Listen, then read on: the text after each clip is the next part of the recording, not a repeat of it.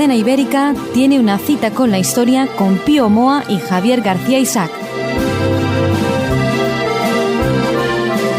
Cita con la historia. Presenta Javier García Isaac.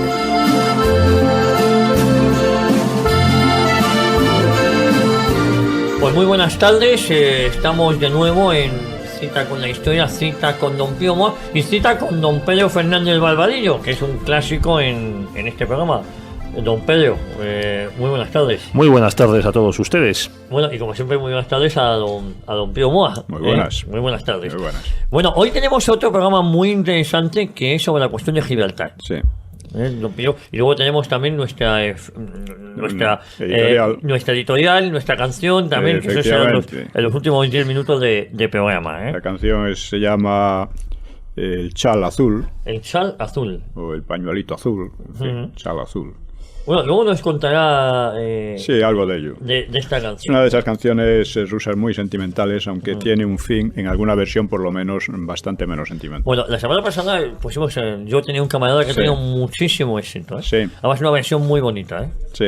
Muy bonita. Hoy, editorial, ¿de qué vamos a hablar? Vamos a hablar, como ha sido hace poco el 11M y se ha hablado tanto, pues se ha conmemorado, aunque la palabra conmemoración no es la adecuada, pues vamos a hablar un poco de ello, porque es un tema que sigue muy candente. La versión oficial sobre el 11M tiene evidentes fallos. Hay pruebas falsas rechazadas, pero sin investigar su autoría. No se conoce autor intelectual. Hay una confusión sobre el designio del atentado y la razón de la fecha elegida. Hay una destrucción apresurada de pruebas, equívocos sobre el explosivo utilizado, que no queda claro cuál ha sido, ¿no? Otra dificultad de la versión oficial consiste en la atribución del atentado a un grupo de personajes de confusa entidad política, entre ellos un minero esquizofrénico y varios confidentes de la policía. Curiosamente. Este último dato habría exigido una investigación a fondo de haber sido ellos los autores reales. Los defensores de la versión oficial arguyen que es imposible que tantos policías, jueces, fiscales y periodistas interviniesen en la acción y en su posterior falsificación, por lo menos en la falsificación de los hechos. Pero no es preciso tal complicidad masiva. Muy pocas personas pueden haberlo hecho. Pueden cooperando otras por ignorancia o por conveniencia. Y ciertamente existen jueces, periodistas, policías y fiscales corruptos o dispuestos a corromperse. Es decir, que esto no aclara nada, ¿no? Otro argumento a favor de la versión oficial es que después de tanto tiempo, la verdad habría tenido que salir a la luz por un lado o por otro. Pero ello tampoco es necesariamente así. O sea, la versión oficial sobre el 23F se mantuvo durante muchos años. No hace tanto que empezaron a desvelarse sus entresijos y todavía no son conocidos del todo. Y sigue habiendo gente que cree tal cual la versión antigua. Los defensores de la versión oficial acusan a quienes la ponen en duda de conspiranoicos. Pero lo cierto es que detrás de todo atentado existe siempre una conspiración. Un golpe así no se realiza por unos mindundis que pasaban por allí y a quienes se les ocurre la idea sin un objetivo preciso y en fechas que por casualidad coincidían con el final de un proceso electoral. Es una cosa muy rara. Luego hay atentados, pero lo más importante, es decir, sobre la autoría del atentado hay una gran confusión, pero lo más importante son las consecuencias políticas, que desde el punto de vista histórico es lo que más importa, ¿no? Hay atentados impresionantes que sin embargo no tienen consecuencias políticas de relieve. Por ejemplo, el asesinato de Carrero Blanco, contra los que algunos se empeñan en creer, no alteró la evolución del régimen, que después del Vaticano II no tenía otra opción que evolucionar en el sentido en que lo hizo. El propio Carrero Blanco, como otros muchos dirigentes, estaba pensando en una transición lo más tranquila posible, aunque los criterios no estuvieran del todo claros. Y sin embargo, el atentado del 11M ha tenido unas repercusiones políticas tremendamente importantes. La primera repercusión evidente puede expresarse así. El atentado ayudó significativamente a la victoria electoral del PSOE. O quizá no fue tanto el atentado mismo como su rápida utilización para derivar hacia el PP la responsabilidad de la matanza, dejando a los terroristas en segundo plano y ofreciéndoles una especie de justificación por la anterior intervención española en Irak. A su vez, la victoria electoral del PSOE trajo consigo otras consecuencias fundamentales. En primer lugar, fueron retiradas las tropas españolas que en Irak ayudaban a la reconstrucción del país. El dato es interesante porque las tropas que no habían participado en la invasión de Irak estaban ayudando a los iraquíes contra grupos como los que, según la versión oficial, habían realizado el atentado de Madrid. En segundo lugar, la ETA, que se hallaba al borde del precipicio por la política de Aznar, fue rescatada mediante negociaciones clandestinas ocultas a la opinión pública, premiándose sus crímenes con relegalización, dinero público, presencia internacional, promesa de liberación de sus presos, etc. En tercer lugar, los separatistas catalanes fueron obsequiados con un práctico reconocimiento de soberanía al Parlamento regional y con un nuevo estatuto que nadie pedía entonces y que fue votado minoritariamente, pero que dejaba en residual la presencia del Estado, como se felicitó el socialista Maragall. Y en cuarto lugar, fue impuesta a través de la semisoviética, como la ha llamado Stanley Payne, Ley de Memoria Histórica y otras acciones, la condena radical del franquismo y, por tanto, implícitamente, de la transición democrática y la monarquía salidas de él. Con ello se imponía la ruptura que las izquierdas y separatistas habían intentado en la transición contra la decisión popular muy mayoritaria del referéndum de diciembre de 76. Difícilmente un atentado, por tanto, habría podido tener consecuencias políticas de mayor alcance. Por consiguiente, si bien seguimos sin conocer a los autores reales del atentado, están bien claros sus beneficiarios políticos: PSOE, ETA, separatistas y, más indirectamente, los islamistas. El cui prodest, a quien beneficia, no es una prueba de autoría, pero es un indicio. Sabemos también quiénes han sido los grandes perjudicados: España, la democracia y el Estado de Derecho. El PP de Rajoy continuó luego la política de Zapatero hasta llegar a la situación actual cada vez más peligrosa. Eso es... Es, en resumen, que creo que se puede hacer el análisis político general, político-histórico, y, en fin, la relación que hay entre unas cosas y otras. A pesar de que, insisto, no está clara la autoría. No, claro, ni la versión oficial es convincente. Lo único, y me permito un poquito, es que, claro, hay tantos puntos oscuros, ¿no? Bueno, digo, sí. Y yo soy poco dado aquí en teorías conspiranoicas, pero el juicio se ha cerrado... no sé si en falso, pero los trenes desaparecieron. El otro día me contaba un perito judicial como un coche, por ejemplo, involucrado en un tema de droga, pues igual se lleva 8 o 10 años. Bueno, el tren Albia del accidente aquel, creo que está ahí a disposición de los peritos, ¿no? Bueno, y también, si me permiten recordar, el tren de metro en Valencia que descarriló hace unos años, se conservó 6-7 años. Claro. Entonces, ¿por qué se empiezan a desmantelar los vagones de tren inmediatamente después del atentado? Claro, qué curioso, ¿no? Entonces, sin creer nada de esto, pero efectivamente abre muchas lagunas, ¿no? Hay muchas lagunas. Ahora, ya insisto, lo que sí está claro son las consecuencias políticas. Sí, y eso es lo más importante. Y esas consecuencias políticas, efectivamente, se vio una victoria de Zapatero que yo creo que poca gente esperaba, y la consecuencia de la victoria de Zapatero, entre otras cosas, ha sido el estatuto catalán. Que es la deriva a la que nos ha llevado la actualidad. Hombre, yo francamente no creo que el atentado estuviera diseñado porque es imposible. Un atentado así nadie puede saber las consecuencias que puede tener. No. Ahora, lo que es evidente es que inmediatamente el PSOE jugó con él, lo aprovechó de una manera más clara para orientar la indignación popular hacia el PP. Sí. Dejando en segundo plano a los islámicos, a los que supuestamente eran los autores. Aquí hicimos en este caso un programa la semana pasada, el viernes pasado, un especial informativo, y una duda que yo tengo en el aire, y no vine a este programa, es si esas elecciones se tenían que haber celebrado o después de un atentado de esta magnitud hubiese convenido, es decir, oye, no se puede celebrar esto así y esto hay que aplazarlo 1 mes, 2 meses, porque son unas circunstancias excepcionales, ¿no? Sí, pero también hay que tener en cuenta una cosa. Rajoy había empezado con una gran ventaja en las encuestas y cuando se acercó el atentado, cuando se acercó el final de la campaña, estaba no igualado, pero superaba ya en poco a Zapatero. Y por otra parte, la izquierda, que vio ahí la gran oportunidad, pues se opuso a cualquier aplazamiento, considerando que eso sería un golpe de Estado. Claro. Golpe de Estado hay que saber lo que fue. El aprovechamiento del atentado fue verdaderamente terrible. Bueno, fue uno de estos casos en los que se puede aplicarle a la izquierda lo que ella exige a los demás, que es no usar el terrorismo como arma política y ponerse todos detrás del gobierno que esté en ese momento en el poder.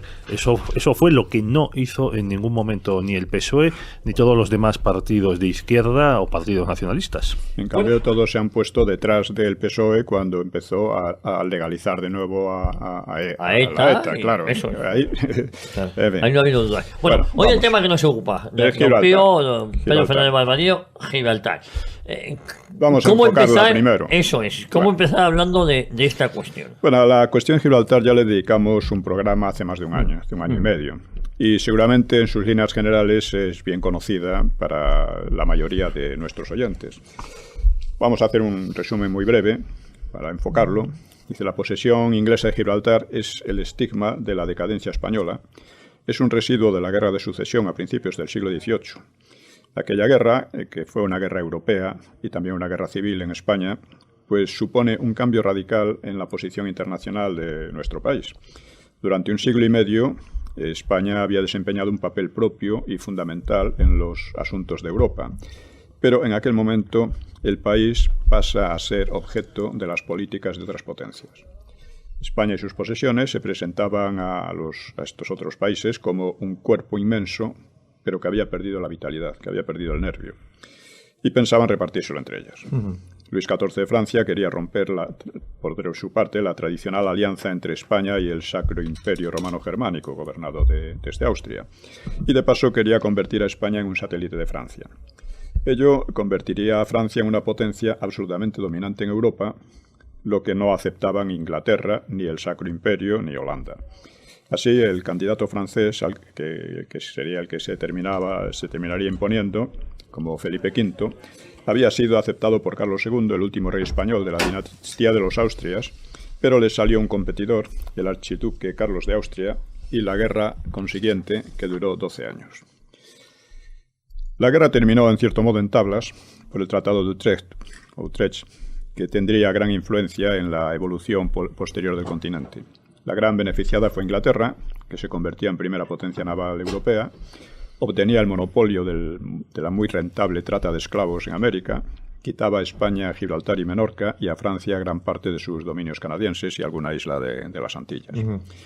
También salió beneficiado el Sacro Imperio, que a cambio de renunciar a la corona, Sacro Imperio romano germánico, que se decía que ni era sacro, ni era imperio, ni era romano, era germánico sí era bastante, que a cambio de renunciar a la corona española recibía la mayor parte de las posesiones españolas en Europa, recibía el milanesado, Nápoles, Cerdeña y Bélgica. Sin embargo, Prusia y Saboya fueron reconocidas como reinos. Bueno, Prusia estaba, con la parte de Brandenburgo estaba incluida en el imperio, y Saboya como reino primero de Sicilia, luego de Cerdeña, pero que era la base fundamental, ¿no? Y eso fue muy importante para la historia posterior de Europa, porque Prusia, que había dependido nominalmente de Polonia, y Brandenburgo, que estaba unido a ella del Sacro Imperio, pues se engrandecería militarmente y sería el eje de la unificación alemana en el siglo XIX. Y lo mismo ocurriría con Saboya, que fue la madre de la unificación italiana. Bien, Francia también salió muy bien librada, porque aunque perdió algunas posesiones en España, pues estableció en España a su candidato como Felipe V, como ya dijimos, y aunque España quedó independiente, sería una monarquía afecta a Francia y muy influida cultural y políticamente por París, aunque desde luego tampoco era un satélite. Las dos perdedoras fueron Holanda y España. A Holanda le salió cara su alianza con Inglaterra, pues perdió gran parte de su poderío naval, perdió la primacía financiera que pasó de Ámsterdam a Londres y perdió también la hegemonía en el tráfico de esclavos y en general entró en un periodo de decadencia. España conservó su imperio en América y el Pacífico, pero perdió Menorca y Gibraltar en la misma metrópoli, lo que la situaba como potencia secundaria. No obstante, la potencia naval española se recuperaría, sería capaz de infligir graves derrotas a los ingleses, así como de recuperar Menorca en 1872. En cambio, los intentos de recobrar Gibraltar, que fueron poco empeñados, fracasaron. Durante el siglo XIX, en que España alcanza su máxima depresión histórica, ya no hay ningún intento de recobrar el peñón, y otro tanto ocurre en el siglo XX con la excepción del franquismo. Desde Felipe González, la cuestión de Gibraltar es sistemáticamente sustraída a la opinión pública y se instala un verdadero colaboracionismo gubernamental con la colonia inglesa. De todo esto es de lo que vamos a hablar hoy, en la medida en que nos lo permita el tiempo. Pedro, Fernando Barbadillo. Yo quiero decir que los ingleses, ya que veían muy lejos, ya tenían planes a mediados del siglo XVII de ocupar Gibraltar. Por ejemplo, cuando Oliver Cromwell, el Lord Protector inglés, vamos a decir que es el presidente de la Primera República Inglesa, él monta lo que se llama el designio occidental, que consistía en enviar una flota a atacar las posesiones españolas tanto en Europa como en el Caribe, para destruir el Imperio Español. Y una de las directrices que da es la de ocupar Gibraltar si es posible. Al final esta flota fracasa ante Cádiz y ante Santa Cruz de Tenerife, y lo único que consigue en 1655 es conquistar Jamaica, pero debido al pequeño número de españoles que había en esa isla. Y a mí me gusta llamar la atención sobre el cambio geopolítico que produce el Tratado de Utrecht. Este tratado no se destaca lo suficiente, es que hasta las paces de Utrecht, España era una potencia naval en el Mar del Norte y en el Canal de la Mancha, gracias a las bases navales que tenía en Flandes, lo que luego fue Bélgica, y también a la base naval de La Coruña, que ya la calificaron en el siglo XVII los ingleses como un puñal que amenazaba a ellos. Es decir, España es expulsada por Utrecht del Canal de la Mancha, y en cambio Inglaterra se introduce en el Mediterráneo con las posesiones de Gibraltar y de Menorca, como ha citado don Pío. Desde Menorca vigila la base naval francesa de Tolón, y también interfiere las comunicaciones entre España, Francia e Italia, y desde Gibraltar domina el estrecho y también dispone de una base que le permita penetrar en el Atlántico. Sí, esta es parte de la situación, pero básicamente la idea que se tenía fuera de España, de que el Imperio Español era una especie de corpachón sin nervio, pues tenía algo de realidad en aquellos momentos. España estaba en decadencia desde la mitad del siglo XVII, estaba en decadencia,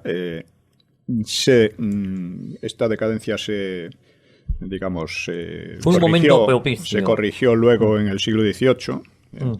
Los Borbones, que son tan atacados, la verdad es que hicieron de España una potencia considerable. No era ya la gran potencia de entonces, la primera de nunca llegó a ser pero era una potencia muy respetable. De hecho, a los ingleses les ocasionó bastantes derrotas muy considerables, ¿no? Y el imperio en las Indias siguió expandiéndose. Se coloniza completamente California, incluso se llegan a establecer fuertes en Alaska. Sí, para controlar la presencia de los rusos en el Pacífico Norte.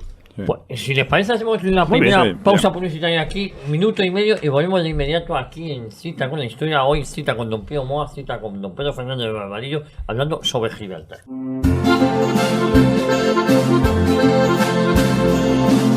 Pues ya estamos de vuelta en Cita con la Historia, un día más, una semana más, con don Pedro Fernández Barbadillo y con don Pío Moa, hablando sobre la cuestión de Gibraltar. Comentábamos fuera de micrófono que deberíamos hacer referencia o resaltar cómo se toma Gibraltar, ¿no? ¿Cómo se llega a la situación? Esto lo he contado en otras ocasiones. La verdad, recuerdo un catalán de estos, murciano en realidad, pero que se ha hecho muy separatista, como ha pasado con unos cuantos, ¿no? Y enfocaba la cuestión de Gibraltar como casi un éxito catalán, porque resulta que los ingleses llevaron a algunos catalanes allí a Gibraltar, engañados totalmente, porque los catalanes iban a luchar por España, por el archiduque, por el contrario al Borbón, y los utilizaron simplemente.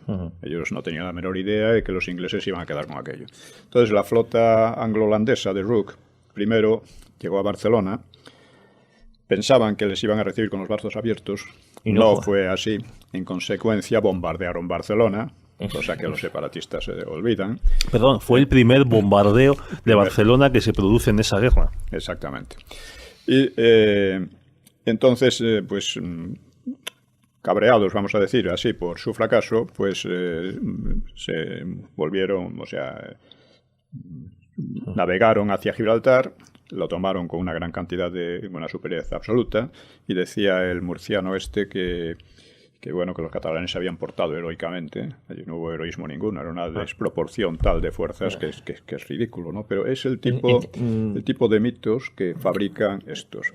Luego, además, pasó una cosa curiosa, y es que en Barcelona resistieron al final duramente a Felipe V. Lo resistieron cuando ya no tenía el menor sentido, porque el archiduque Carlos había renunciado ya a la corona de España y se había contentado con el título de emperador. No está mal. No está mal, era un buen premio. Y entonces, esta es por otra parte, Inglaterra ya estaba jugando entonces un papel apoyando al separatismo catalán, es decir, prometiendo que iba a garantizar a Cataluña el respeto a no sé qué. Evidentemente, cuando se llega al Tratado de Utrecht, Inglaterra se olvida por completo de ello, ¿no? Y esta es un poco la situación por lo que respecta a Cataluña. Pero hay algo más. En Gibraltar, hoy, en nuestro tiempo, los separatistas catalanes y otros separatistas tienen allí ofrecida una plataforma de reuniones, propaganda, etcétera. Sí, a la cuestión gibraltareña, como si esta gente hiciese el juego, ¿no? Sí, porque ellos lo que tratan es o sea, Inglaterra, una política tradicional de Inglaterra ha sido siempre estimular todo lo que debilitara a España.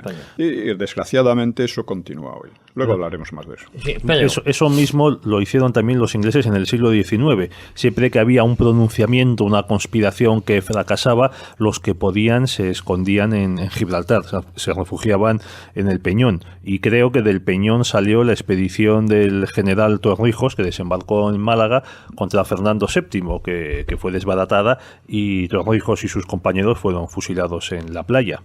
Pero por ejemplo, Don Juan, el conde de Barcelona, cuando era hijo de Alfonso III y se proclama la República, él estaba en la Academia Naval y le desembarcan en Gibraltar.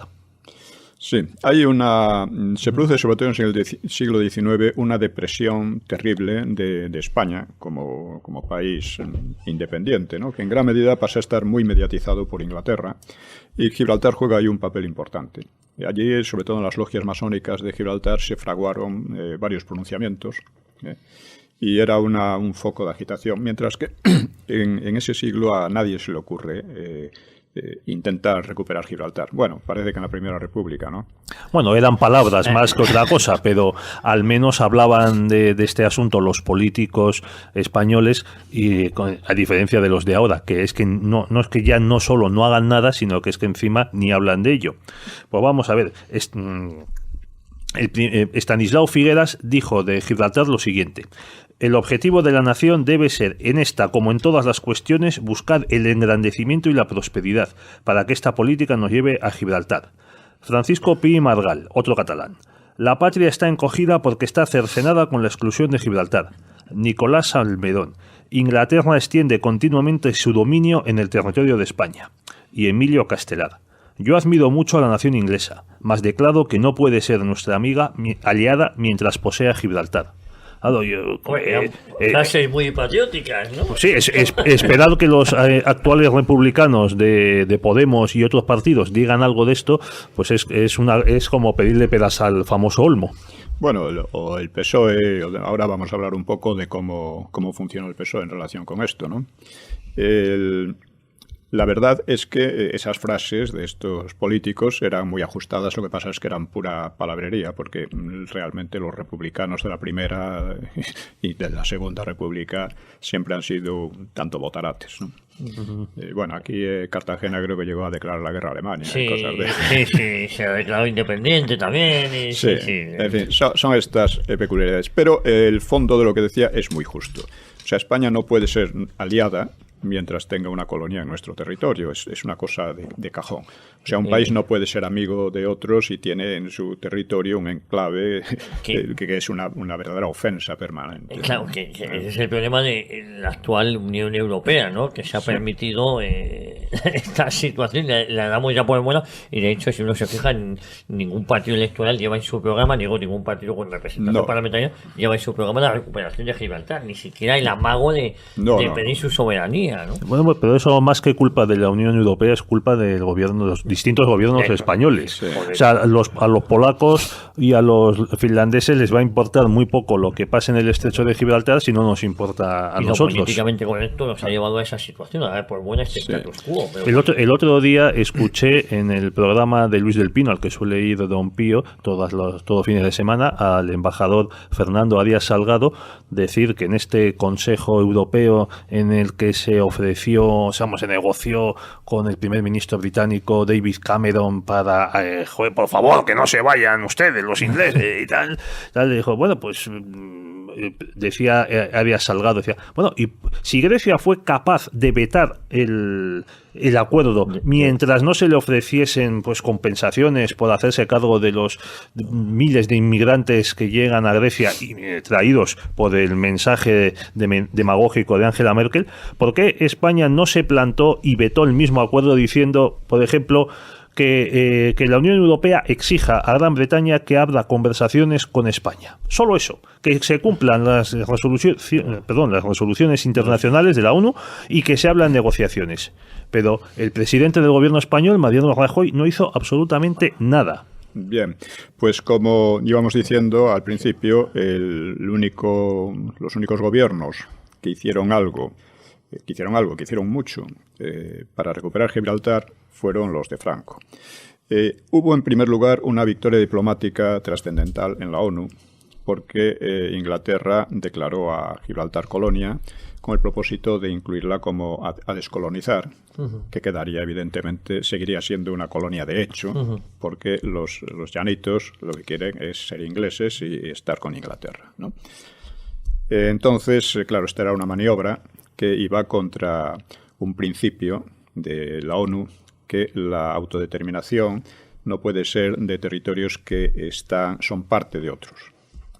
Es el principio de reintegración territorial. De reintegración territorial. Que, permítame, Don Pío, se aplicó en el caso de Ifni con Marruecos. Ifni, que ya lo sabe muy poca gente, era un trozo de Marruecos en la costa, justo enfrente de las Islas Canarias, unos 2.000 kilómetros cuadrados, que había sido cedido a perpetuidad al Reino de España, del que se había tomado posesión efectiva en 1934 y que fue luego atacado por bandas de marroquíes en el año 57-58, unos meses, hubo unas docenas de muertos españoles y se acabó devolviendo a Marruecos en el año 68-69. Bien, efectivamente. Pero en cuanto a Gibraltar, la diplomacia española consiguió en la ONU un éxito, un triunfo de gran importancia. Evidentemente, Inglaterra se hizo la desentendida.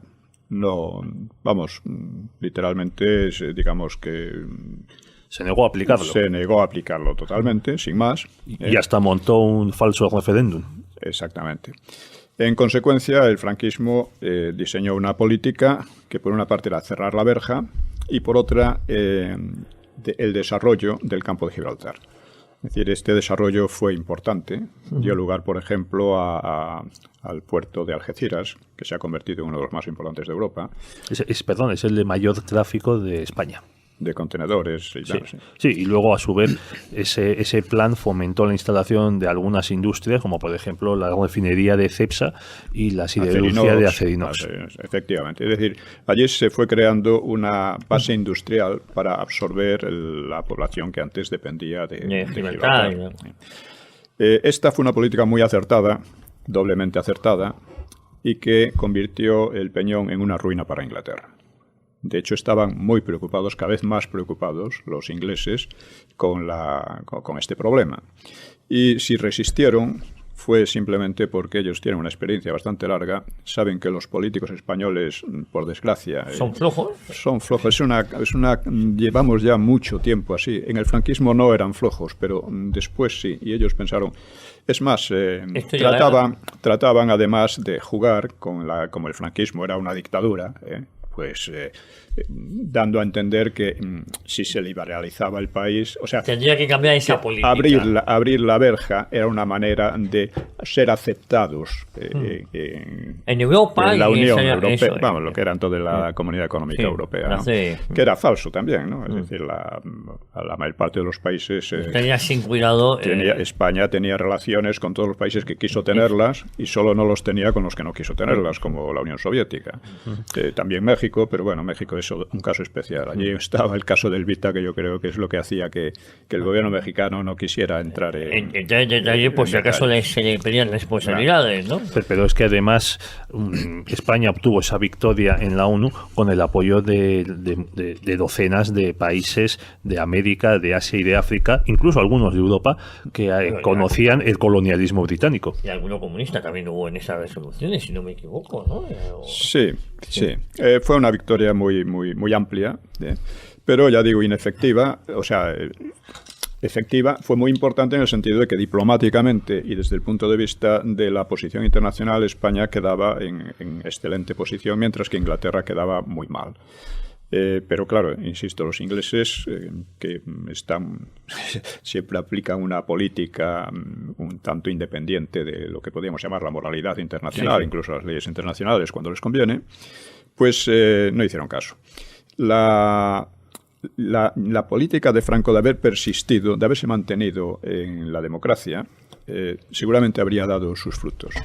Estos habrían tenido que ceder. O sea, en la ONU ellos insistían en el problema de los llanitos, que los llanitos no querían.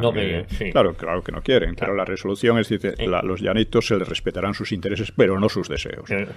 Su deseo era seguir allí con la bandera británica, etcétera. Y con chale en la Costa del Sol. Exactamente, pero bueno, eso fue después.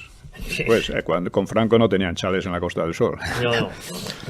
Estaban ahí muy fastidiados, mucho. Y entonces, bueno, llega un momento, la situación se mantiene más o menos con Suárez, más o menos, aunque ya con síntomas de ir cediendo. De debilitándose. De ir cediendo, sí. Y llegamos a Felipe González. Felipe González abre la verja sin ninguna contraprestación para España, aunque quizá con contraprestaciones ocultas para los políticos socialistas, que ya sabemos que en Andalucía tienen montado un verdadero emporio de corrupción, ¿no? Esto es institucionalizada, como se dice, y es verdad. Y es verdad, o sea, no es una acusación demagógica, es verdad. Es más, en el campo de Gibraltar, en fin, se piensa, y es seguramente verdad, que las autoridades socialistas de la zona están compradas, ¿no? Porque una cosa que han hecho mucho los llanitos y los ingleses es crear negociados de abogados, etcétera, que trabajan con todo tipo de negocios en toda la zona. De hecho, se han hecho con los gibraltareños son una potencia allí. Una potencia que está colonizando, no es solo una colonia, sino es una colonia que está colonizando toda la zona en torno. Son además los señores que tienen unos chalés espléndidos en sitios, campos de golf, etcétera, ¿no? Y los españoles hacen de criados. Incluso los españoles les recogen la basura. Que ya es el colmo, ¿no? Bueno. Además, es una cosa muy curiosa lo que pasa con los españoles en Gibraltar. Para tener mano de obra baratita y para trabajos que no quieren, son capaces los gibraltareños de llevar marroquíes, y a esos los meten en barracones y en chabolas. Sin embargo, no permiten que ningún español pernocte en Gibraltar. Lo que se podría decir que es una violación del derecho internacional. Bueno, eso creo que actualmente ya no es así, pero ha sido así durante muchísimo tiempo. Yo, si ustedes me permiten, tuve la ocasión de entrevistar a José María Carrascal, con el que tengo cierta amistad, y en una entrevista muy larga y muy intensa, pues me contó cómo vivió él, porque era el corresponsal de ABC y de televisión española en Washington, Nueva York, en el edificio de Naciones Unidas. Entonces me contó de forma pormenorizada cómo se vivió esa resolución, y él tiene un libro muy bueno que es La victoria diplomática, la batalla de Gibraltar. La batalla de Gibraltar. Es un libro muy recomendable. Muy recomendable. Y yo he tenido ocasión de editado por Actas, efectivamente, de nuestro amigo Luis Valiente. Sí. Hoy he estado con él en distintas ocasiones y le hice una entrevista que es muy curiosa. Lo vamos a traer aquí a Gran Ibérica en una ocasión, y nos habló muy en profundidad de cómo fue esa batalla diplomática, y la conclusión final es que incomprensiblemente se abandonó todo aquello, no se presionó al Reino Unido para que cumpliera esa resolución. No. Entonces, es algo que dejó perplejo a propios extraños, ¿no? Sí, es que vamos a decir, una parte de los políticos españoles sienten un enorme complejo de inferioridad hacia Inglaterra y un gran desprecio hacia su propio país. Hay una hispanofobia muy amplia entre los políticos aquí en España, entre los partidos, que tienen una idea pues negativa de España y de su historia. Recuerdo, me comentaba alguien de uno que fue embajador y que le preguntaban no recuerdo dónde, le preguntaban ¿qué es lo que usted menos le gusta de España? Y dice, su pasado. Era un embajador de España. ¿Era un embajador de España? Un embajador de España. Pues sí, entre otros, y tenía otros altos cargos. En fin, esto es muy común. Unos lo dicen abiertamente, otros no. Bueno, yo me acuerdo de ese poeta nefasto Jaime Gil de Viedma, que decía en unos versos que citan todos los progres, que de todas las historias del mundo, la historia más triste es la de España porque acaba mal. Acaba mal para ti, merluzo. Sí, bueno, era un pederasta, creo, y cosas por el estilo, ¿no? Era un personaje muy poco recomendable, ¿no? ¿Qué podían decir los alemanes de su historia? O los rusos. O los ingleses, o cualesquiera. Sí, pero parece que hemos tenido que ir pidiendo perdón, y el tema de Gibraltar yo creo que sigue siendo una ignominia donde lo llamativo ahora es que nadie reclama su soberanía. Pero es ¿no? que efectivamente nadie. O sea, Nadie. Oficialmente hay una reclamación perpetua, pero que se queda ahí, ¿no? Es una cosa puramente burocrática, aunque es importante que se mantenga, ¿no? Pero con los socialistas no solo abrieron la verja, sino que Moratinos empezó a reconocer a los gibraltareños como parte interesada, cuando según la ONU no lo son en absoluto. Y reuniones tripartitas que organizó. Reuniones tripartitas, etcétera. Es decir, es un entreguismo cuya base fundamental es la corrupción, por una parte, y por otra el desprecio hacia España. Decía Julián Marías que un problema del PSOE es que tiene una visión negativa de la historia de España. Y habría que decir, y una visión infundadísimamente positiva de sí mismos, porque el historial del PSOE es tremendo. Y en el aspecto de Gibraltar ha sido absolutamente nefasta. Ahora, el PP también. O sea, el PP ha seguido. O sea, ningún partido de estos 4, por ejemplo, que han ganado en las elecciones, ninguno reclama Gibraltar.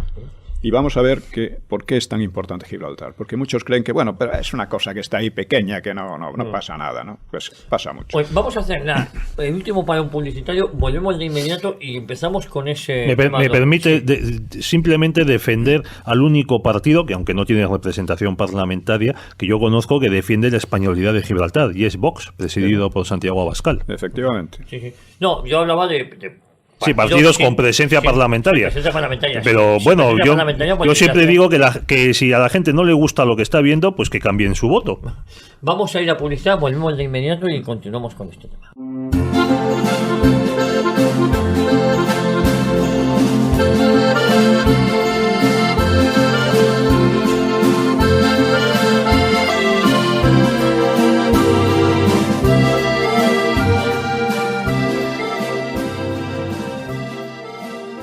Pues ya estamos de vuelta en Cita con la Historia, Cita con Don Pío Moa, y hoy nos acompaña también Don Pedro Fernández Barbadillo. Nos habíamos quedado en la importancia que tiene Gibraltar, que no solo es un trozo de tierra o un peñón, no, es algo más, ¿no, Don Pío? Y bueno, lo que decía Don Pedro hace un minuto, que Aznar sí hizo algo muy débil y muy flojo, valiéndose de su amistad con Tony Blair, Pero, en primer lugar, no hubo interés aquí. Y sobre todo en Inglaterra le hicieron ver a Tony Blair que por ahí no iba a ningún lado. Los ingleses no están dispuestos a soltar Gibraltar. Bueno, para mí lo importante de Aznar es que él también supuso un cambio en la política exterior de todos los aspectos, porque por ejemplo se separó de la sumisión a Marruecos, que era y es habitual entre los gobernantes españoles. También trató de separarse de la supeditación a Francia y acercarse tanto a Londres como sobre todo a Washington, el lazo transatlántico, que eso molestó muchísimo al poder socialista dentro de la administración. El caso del embajador Máximo Cajal lo dijo claramente. También molestó a muchos altos funcionarios que decían que esto iba a traerles muchos líos y mucho trabajo. Pero Aznar lo que hizo muy importante es tratar de formar una base de confianza de Estados Unidos con España. Porque hay que ser claros, o sea, si Estados Unidos no apoya a España en esta reivindicación es porque ni Estados Unidos ni otras potencias europeas se fían de los gobiernos españoles, con todo el motivo. Ya lo vimos con el caso de Zapatero, como demostró el 11M y tal como ha citado Don Pío al principio de este programa. Ahora estaba leyendo un libro de política, digamos, de recuerdos, creo que de Javier Pérez, que era embajador de España en Washington, nombrado por Aznar. Y él dice que lo que más molestó en el gobierno de George Bush no es que Zapatero retirase las tropas, porque él cuenta que había habido reuniones, incluso fue José Bono, antes de que le nombrasen ministro de Defensa o justo después, tal, y se vio con Donald Rumsfeld, y ellos en Estados Unidos aceptaban que el gobierno español retirase las tropas y no sé qué, pero que se hiciese de una manera planeada y sin tratar de causar el menor daño posible. Y sin embargo, no sé si se acuerdan ustedes, fue a las pocas horas de tomar posesión de su cargo de presidente de gobierno, sale Zapatero en una rueda de prensa y dice que ha ordenado la retirada de las tropas. Entonces eso sentó fatal en Estados Unidos porque era vulnerar los compromisos adquiridos. Que eso a los políticos españoles, esto como dijo Tierno Galván, los programas están para no cumplirlos, pero en las relaciones internacionales el que queda como mentiroso o alguien de poca confianza, mala cosa. Sí, no solo hizo eso el Zapatero, es que hizo un llamamiento a los demás países a retirar también sus tropas de Irak. Y otra de las genialidades que propuso en una reunión, creo que en Túnez, era que en 6 meses iba a presentar una resolución, una propuesta para acabar con el conflicto del Sáhara. Y pasaron los 6 meses. Sí, bueno, esto es, desgraciadamente, inacabable, vivimos en una época muy triste para España y una de sus manifestaciones, porque además, curiosamente, la cuestión de Gibraltar es simplemente una cuestión de fuerza. Y que es fuerza militar, en ese sentido España no está en condiciones, pero tampoco es necesario, no es importante la fuerza militar. Es fuerza diplomática y España tiene las bases para aplicarla. Es fuerza económica, porque Gibraltar depende de España, de hecho parasita a España, y no depende España de Gibraltar. Entonces, en casi todos los terrenos, el cultural, el moral, el económico, el político, en este sentido, España tiene la fuerza. La fuerza. Lo que pasa es que no la quiere utilizar. Hay ahí también una especie de preocupación porque a ver si Marruecos entonces reclama Ceuta y Melilla. Marruecos reclama, se ha hecho esa comparación. Claro, Marruecos siempre reclama Ceuta y Melilla, pero en la ONU Ceuta y Melilla son ciudades españolas, en la ONU y en todas partes. O sea, no es como...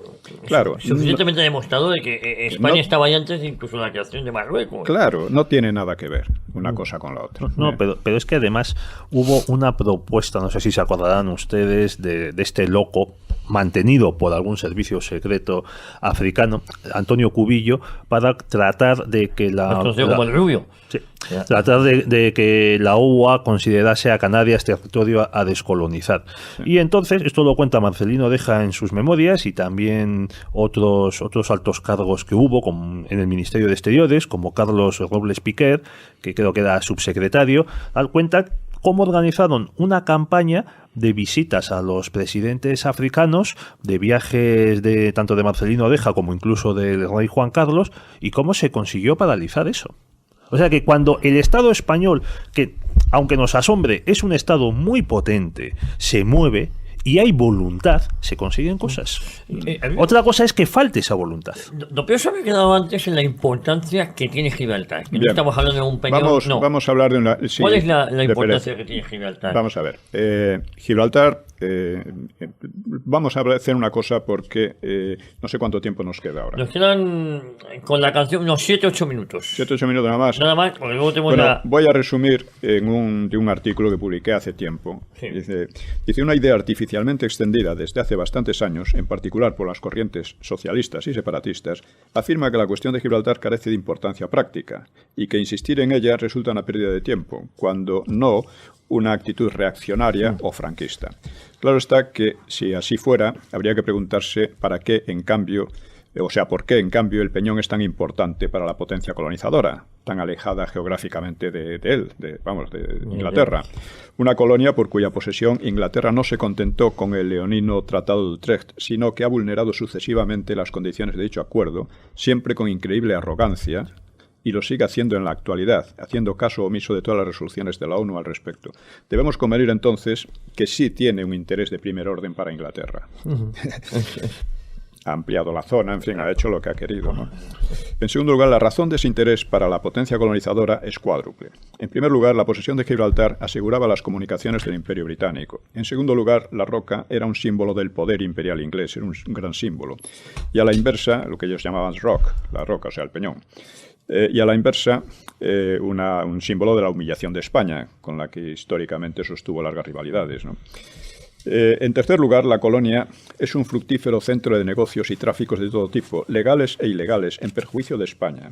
O sea, uno de los efectos de Gibraltar es que está desertizando casi la zona en torno, destruyendo su economía. Empobreciendo todo. Empobreciendo. Ningún político español se preocupa de eso. Eso ya lo hizo en el siglo XIX, pero ahora lo hacen a través de sociedades fiscales para tráfico de divisas y similares. Sí, y porque allí la gente, por ejemplo, el pequeño negocio del entorno, pues se muere porque la gente va a comprar mucho más barato sin impuestos a Gibraltar. No, contrabando de tabaco.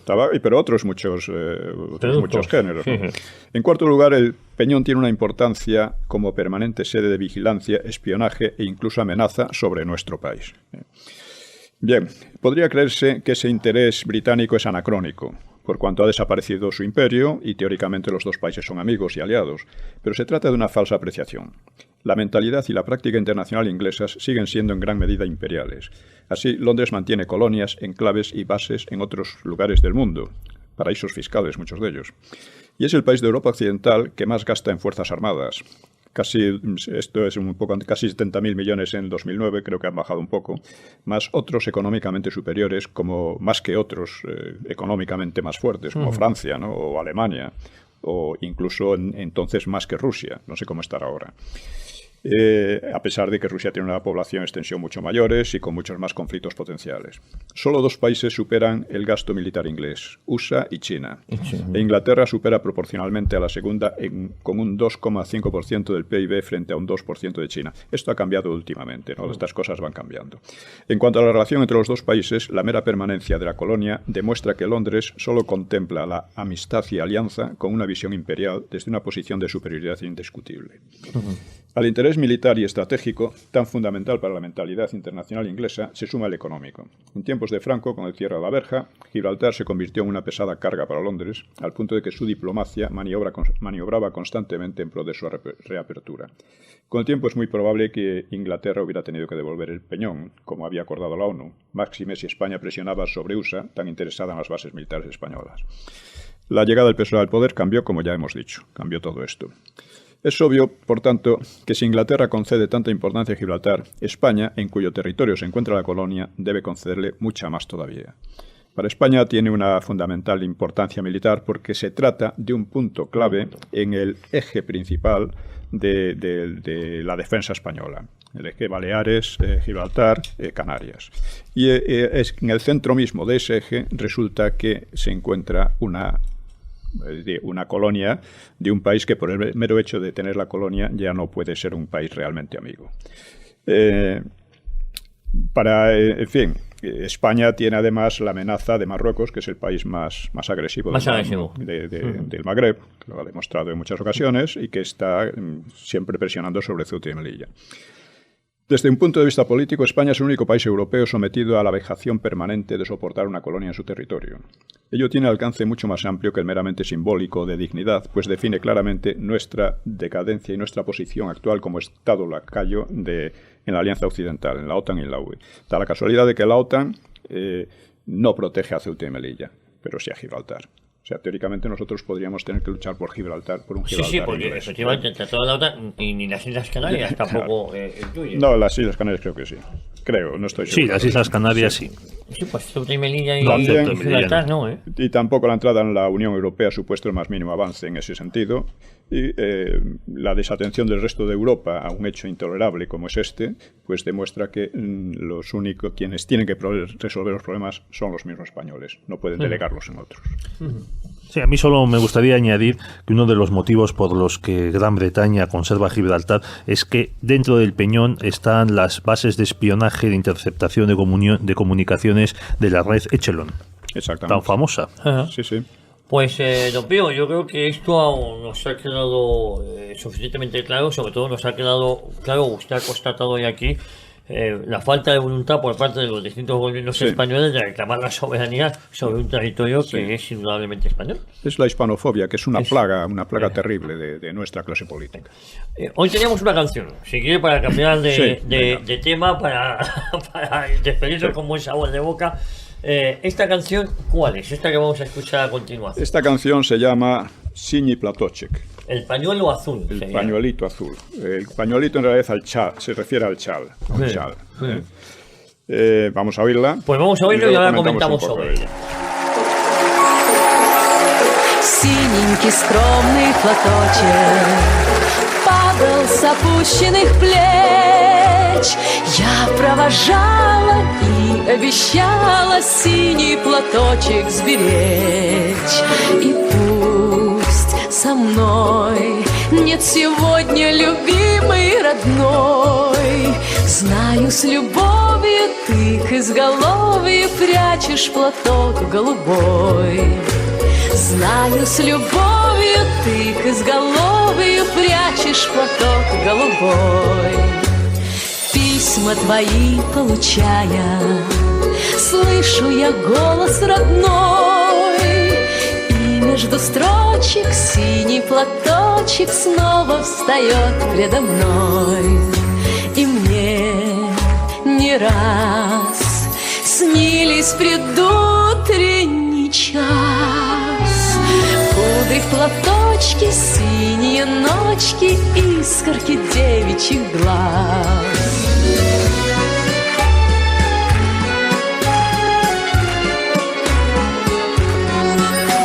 Сколько заветных платочков носим мы в сердце с собой, радости встречи, девичьи плечи помним в страде боевой. За них, родных, любимых, желанных таких. Строчит пулеметчик за синий платочек, что был на плечах дорогих. Строчит пулеметчик за синий платочек, что был на плечах дорогих.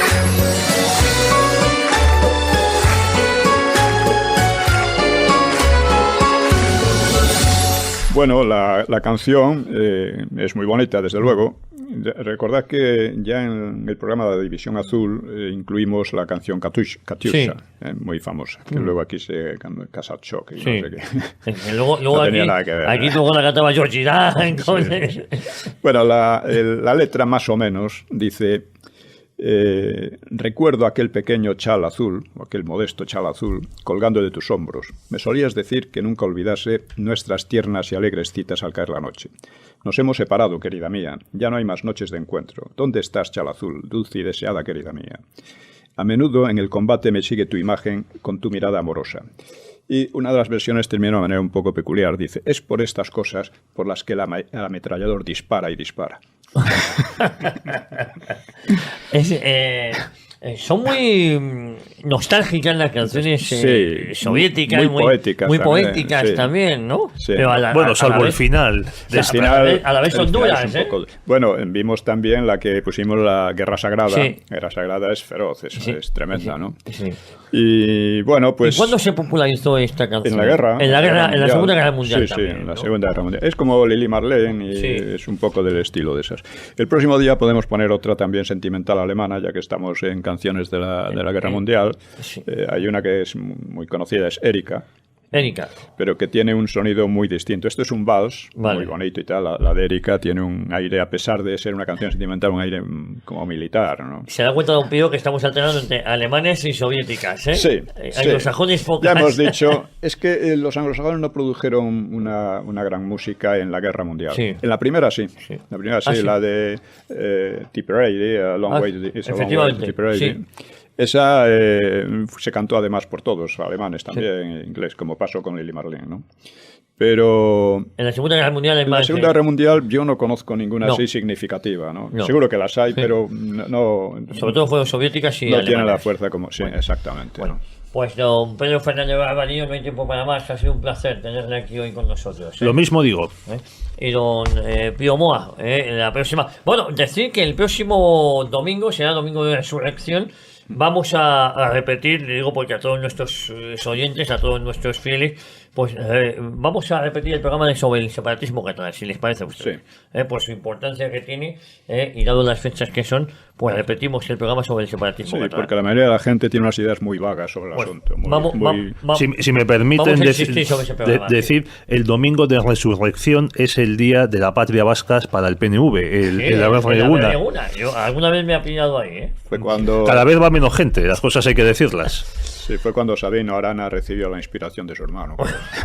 Me da miedo eso. Habrá que dedicarle un programa solo a esa inspiración. Bueno, el hermano de Sabino, Luis, copió sus ideas en Barcelona. Así nos va a todos. Don Pedro Fernández, un placer, a disfrutar de la Semana Santa. Adiós. Buena y feliz y santa Semana Santa. Igual le deseo don Pío Moa. Igualmente. Y a todos ustedes, muchísimas gracias por